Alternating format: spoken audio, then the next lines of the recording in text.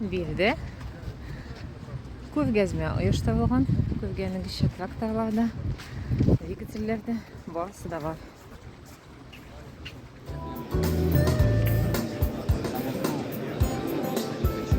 Летних сотрудников начинали проводить диспансеризацию совместно с нашими городскими медучреждениями. Рекомендую руководителям предприятий совместно с главными врачами наряду с профилактическими медосмотрами организовать в этом году диспансеризацию работников всем, кому уже хотя бы за 50 лет.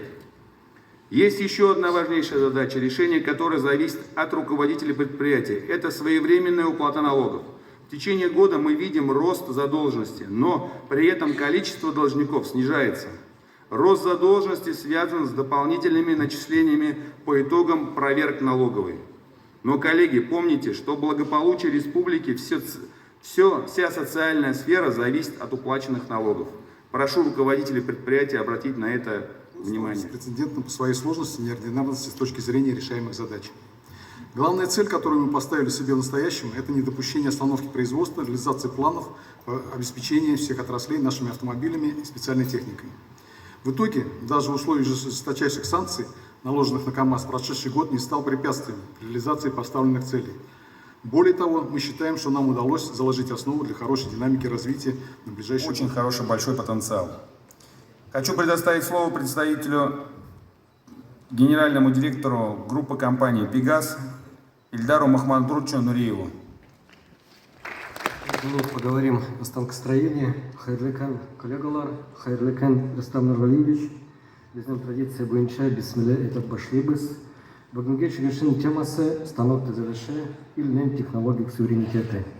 Тема сегодняшнего доклада – станкостроение как технологический суверенитет страны. Пятая часть забракованной продукции снята по причине истекшего срока годности пищевой продукции, остальная за счет отсутствия маркировки или сопроводительных документов, подтверждающих качество и безопасность продуктов. Обращаю ваше внимание, уважаемые коллеги, на столовые, выделенные на слайде красным шрифтом. В них были выявлены как продукты с истекшим сроком годности, так и с отсутствием маркировки. Не знают, что там творится, кто там, какую продукцию, где закупает.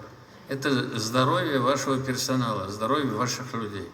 Ну как можно, значит, вот так относиться к своим работникам?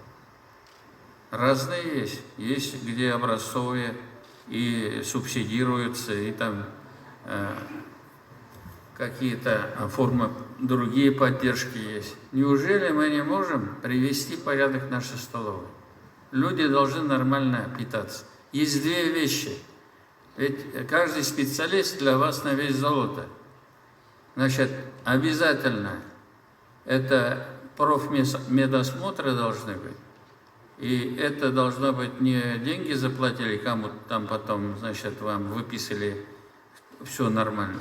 У нас есть государственные медицинские учреждения, мы готовы вам организовать профмедосмотр по всем предприятиям. Это, Олег Владимирович, вы должны эту тему тоже взять на контроль. Второе, значит, качественное питание вашего персонала. Ну что это такое? Стыд, позор. Как вы можете себе позволить, чтобы ваших людей кормили, не зная откуда, чем? Что, в Татарстане качественной нормальной продукции нет, что ли?